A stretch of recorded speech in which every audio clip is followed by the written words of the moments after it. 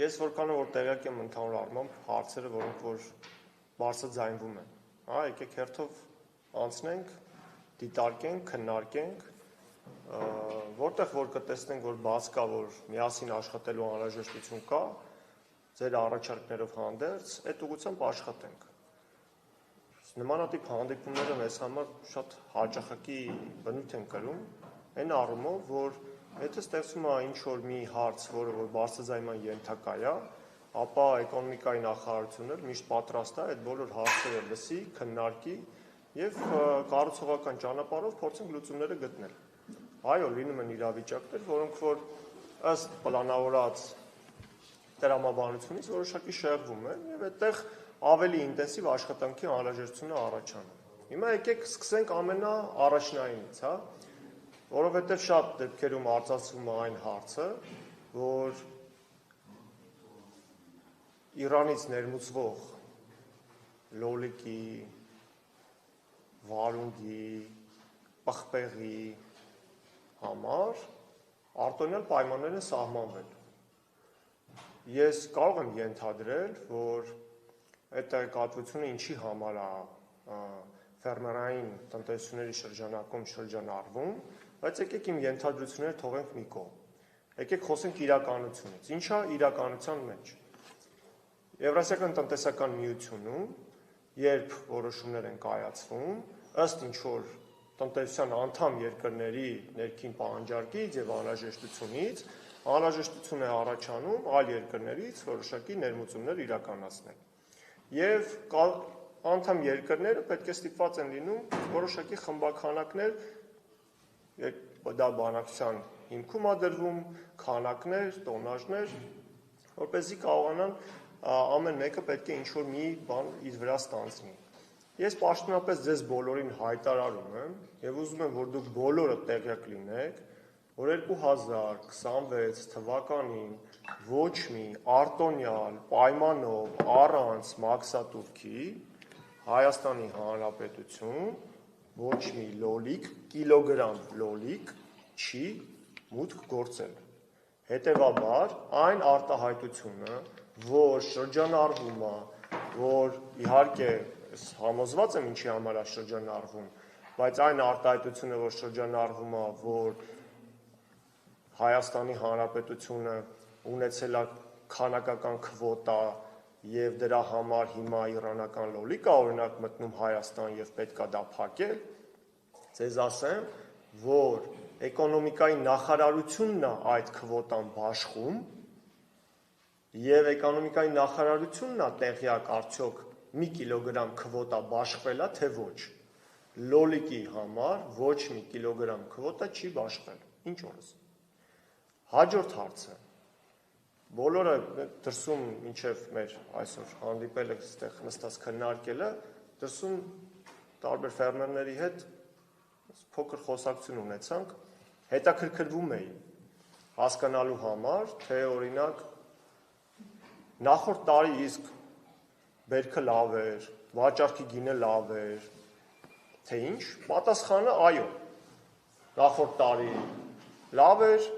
լոլիկը վաճառվում էր այս սեզոնին 600 դրամով, իմ այն հարցին, թե արդյոք 600 դրամը դա լավ գին է, իհարկե ֆերմերի տեսանկյունից դա հիանալի գին է, եւ մենք շատ ուրախ ենք, եւ մեր նպատակն է, որ ֆերմերային տնտեսությունները իրենք ավելի շատ եկամուտ ունենան, որովհետեւ այն աշխատանքը, որ իրենք կատարում են, անգնահատելի է։ Բայց միևնույն ժամանակ, երբ որ ընդհանուր տնտեսության տրամաբանության մեջ ենք այս հարցը դիտարկում նայում, բոլորս եկեք անկեղծ լինենք եւ եթե ընդհանուր հասարակությանը հարցնենք, թե արդյոք լոլիկը նախորդ տարի թանկ էր, թե չէ, բոլորը կասեն թանկ էր, հա։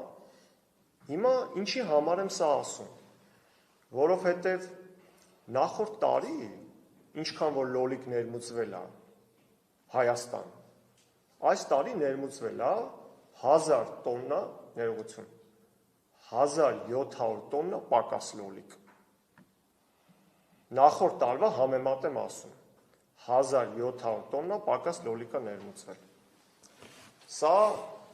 այն ինչը որ ես ասում եմ դրանք պաշտոնական վիճակագրություն են եւ թվեր են հիմա եկեք հերթով գնանք բայց դուք ասում եք, հա, այդ ամեն ինչը կարող եք արդարացիորեն ասել, որ այո, պարոն Խոջան, այս ամեն ինչը դուք ասեցիք, ինչը որ դուք ասում եք, մենք կասկածի տակ չենք առնում, բայց այսօր ստեղծվել է մի իրավիճակ, որտեղ խնդիր ունենք։ Մենք էլ ենք դրա համար եկել այստեղ եւ ուզում ենք ձեզ հետ միասին գտնել այդ խնդրի լուծումները։ Խնդիրը իրանով սեզոնային ինչով է առաջացել։ Առաջացել է օրինակ, որ հայտարարվեց, որ 2026 թվականի մայիսի 30-ից սկսած մի քանի տեսակի բանջարեղենի արտահանումը դեպի Ռուսաստանի Դաշնություն ժամանակավորապես սահմանափակվում է։ Լավ, Հայաստանի Հանրապետությունից արտահանում իրականացնում են հիմնականում խոշոր ջերմոցային տնտեսությունները։ Փոքր ջերմոցային տնտեսությունների արտադրանքը սպառվում է Հայաստանի Հանրապետությունը։ Հիմա Արշալույս գյուղում, որքանով որ ես տեղյակ եմ, 40 հեկտար ջերմատնային տնտեսություն կա, գուցե թիվը մի քիչ թույլ շեղվի, բայց որից մի 30 հեկտարը տարբեր հագեցվածության լոլիկ կա։ Երբ որ մենք խոսում ենք ընդհանուր բերքատվության մասին, թե ինչքան բերք ենք ստանում, ես ուղղակի հիացած էի դրսում մեր քննարկումների ժամանակ լսելով այն ծավալը, որը որ 1 հեկտար Արշալույս գյուղում 1 հեկտար մշակությունից մարդիկ ստանում են։ Դա բավականին բարձր ցուցանիշ է։ 1 հեկտար մշակությունից ստանալ այդքան բարձր բերքատվության բերք բավականին լավ ցուցանիշ է։ Մենք ընդհանուր առմամբ երբ այս իրավիճակը առաջացել է, մենք ամենօրյա մոնիտորինգ ենք իրականացնում նաև հայկական շուկաներում։ Երևանի շուկայում սկսած մրգի վաճառակետերից վերջացած սուպերմարկետներից։ Այսօր օրինակ լոլիկը սուպերմարկետում վաճառվում է 689 կամ 98 դրամից 700 դրամից վաճառվում է մինչև 1800 դրամ, հա, տարբեր տեսակ։ Հիմա գալիս եմ դրան։ Վաճառքի գինը, հա, երբ մրգի վաճառակետերում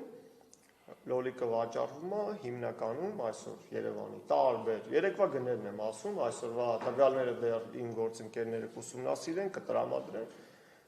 Երեկվա տվյալներով ամենաէժան գինը Երևանի բոլոր կետերում վաճառքի եղել է 500 դրամը։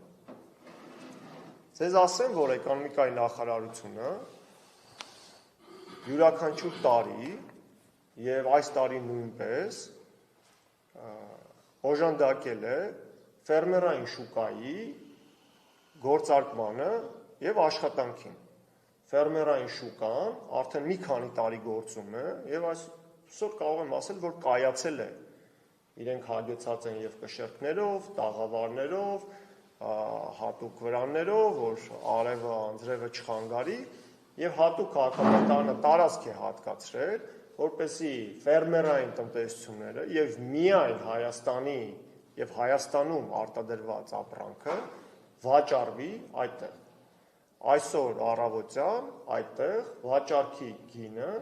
ես խոսել եմ, այսօր արդեն մեկնարկել է, իհարկե պաշտոնական բացումը երևի կլինի սեզոնի մեկնարկը կտրվի պաշտոնական հունիսի 5-ին, բայց այսօր արդեն խոսել եմ կազմակերպիչ ֆերմերի հետ, որի անունը Հայկ է, եւ նա ինձ տեղեկացրեց, որ արդեն բոլորը եկել են, ճիշտ է, ամբողջ տաղավարները դեռ լցված չեն, սակայն տեղ ունենք եւ կարող ենք նաեւ այդ տեղերը տրամադրել այլ ֆերմերների, ովքեր կցանկանան, որովհետեւ շատ հաճախ ֆերմերները ինչից են բողոքում, ասում են, որ միջնորդները, վաճառքի կետերը, իրենք ավելի շատ եկամուտ են աշխատում, քան օրինակ մենք, որը որ վաճառում են։ Հիմա Երևանում Հրազդան մարզադաշտի հարևանությամբ գտնվող տարածքում, առանձնացված տարածքում, որտեղ ոստիկանությունը հսկողություն է իրականացնում, որտեղ կա տարածք, որտեղ կան հարմարություններ, հենց այսօրվանից արդեն մեկնարկել է ֆերմերային շուկան։ Եվ երբ խոսում եմ ես կազմակերպչի հետ, ասում եմ, եթե կլինեն ցանկացողներ, խնդրեմ, կարող են իրենց արտադրանքը իրացնել օգտագործելով այս հարթակը։ Բացի դրանից, գուցե շատերը ասեք, դե դա մի կետ է, Երևանում միայն մի վաճառակետ է եւ բոլորս չեն կարող այդ վաճառակետում իրացնել։ Ես նաեւ այսօր առավոտյան եւ երեկվանից անկախ իրականում անկախ ես տեղեկացված չեմ եղել, որ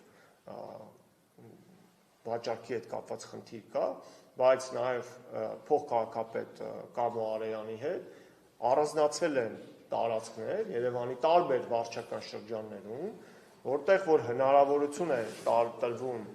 ոչ միայն տաղավարների միջոցով, տարբեր վարչական շրջաններում տարբեր հարմարություններից ելնելով, որտեղ հնարավորություն է տրվում ոչ միայն տաղավարների միջոցով, այլ նաև փոքր բեռնատարների եւ ավտոների կայանման միջոցով իրականացնել վաճառք։ Դա այն մեխանիզմը կարող է լինել, ես արդեն ցուցակագրված են այդ տարածքները, անվանական իմ ձեռքի տակ են, պատասխանատուները սահմանված են յուրաքանչյուր վարչական շրջանի, ինչպես նաև բացի պատասխանատուներից, նաև վարչական շրջանի ղեկավարները տեղեկացված են ամեն հարցով օժանդակելով։ Հիմա եթե մենք խոսում ենք վաճառքի խնդրի մասին, ապա առաջարկում եմ բոլորիդ, եկեք անունները կգրենք, կոնտակտները կգրենք, այսօրվանից սկսենք այդ ուղղությամբ աշխատել, որ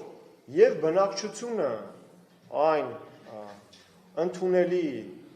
կամ մաչելի գնով, որը այսօր գուցե շուկայում չի կարողանում գտնել, որովհետեւ դուք նշում եք սուպերմարկետների ցանցում 700-ից պակաս գին չկա, ես էլ գիտեմ, որ դա ամենանվազագույն գինն է, եւ բնակչությունը կարող է ավելի բարձր գնով ձեռք բերել, եւ ֆերմերները այսօր ինչը որ վաճառում են, կարող են ավելի բարձր գնով վաճառել։ Հիմա ինչ ուզում եմ ձեր կարծիքը լսել, այս առաջարկը, այս մեխանիզմը, եթե մենք հրատապ կերպով գործարկենք, ինչ եք կարծում, ոնց կարող է լինել սրա աշխատանքը։ Չի գործի։ Վերտով, մի հատ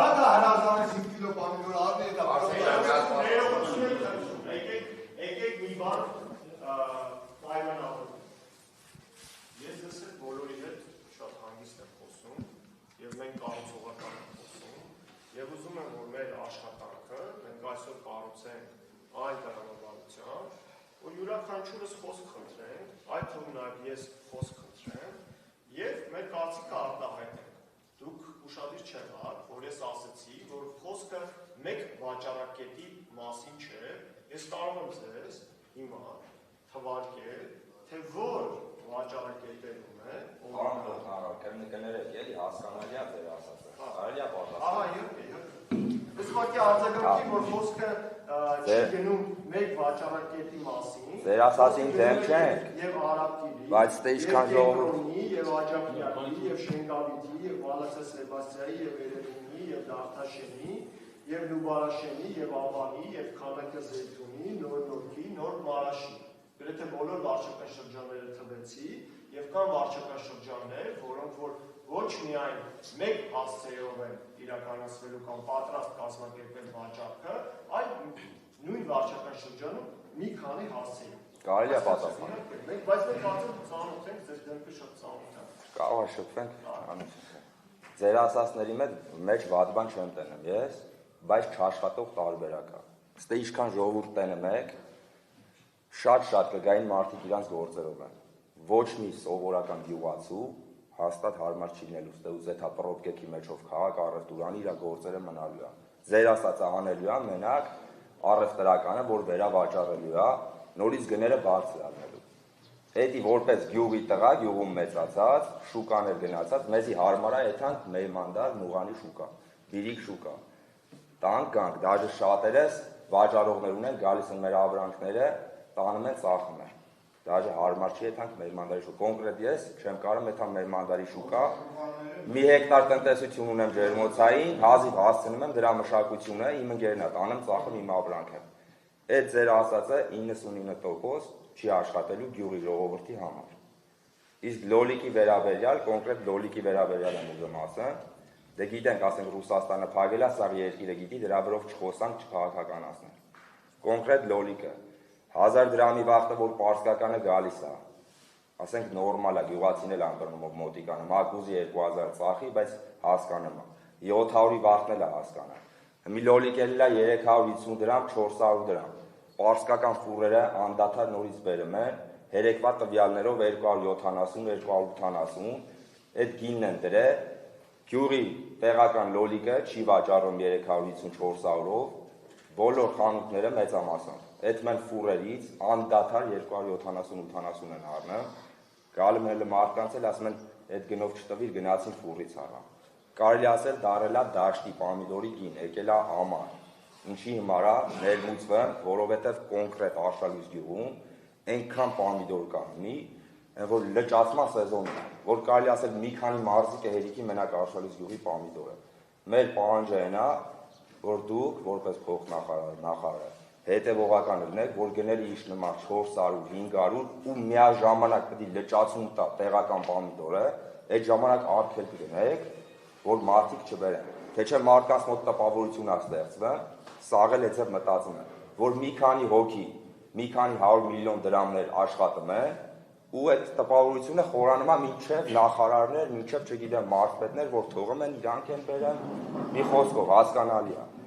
Գինը, որ իջնում է 4-500-ի կարգի, որ պետք է լճացում տա, նախարարությունը ուշադիր է վերահսկի։ Այդ ընթացքը թույլ չտան բերեն, այդ ժամանակ չի կարա գինը բարձրանա, որովհետև տեղականը լճանում է, ու ամեն տարի սնկի պես ջերմոցները ավելանում են ու շատանում է անընդհատ, ամեն ինչը։ Մեկ էլ կաղամբի վրով ես մի հարցնել ասեմ, էլ ես չեմ խոսա։ Երեկ շեմիս օրը գնացել եմ Մերմանդար, տեղական կաղամբը 100-ից 120 դրամ է։ Պարսկական ֆուրա եկե, կաղամբով դատարկ է։ Ասենք 100 դրամով մարդիկ այսօր ապրանք են ծախում, 100 դրամով ինչ ծախես, որ կարողանաս տունդ պահես, ինչ են տալի այսօր խանութում 100 դրամի։ Խիա 100 դրամով կաղամբ գալի, 500-ի վախտը թողա կհասկանանք, որ քաղաքացիները կարողանա ուտի։ Եթե մի բանի գինը 100 դրամ է, կոպիտ ասած ղռելից քար պետք է հավաքես, տանես կշերքին դնես կշռես, որ քեզի հետաքրքիր լինի դա։ 6 ամիս աշխատես ու դու 100 դրամ ծախես կաղամբը, որի վրա 6 ամիս գյուղացին տանջվում է։ Ու դրա հետ մեկտեղ որ տենում ես Պարսկաստանից կաղամբան ներմուծվում, արդեն անկախ քեզնից ամեն ինչ աշխիցը կընկնում է։ Նախարարություններ, պետություններ, ասենք ով ուզում է ալի այդ վերաբերմունք ցույց կտա, էլի։ Հենց չի մեկի դեմը բանում են քաղաքականացնում են։ Իհաց թափվում ես անկախ քեզ։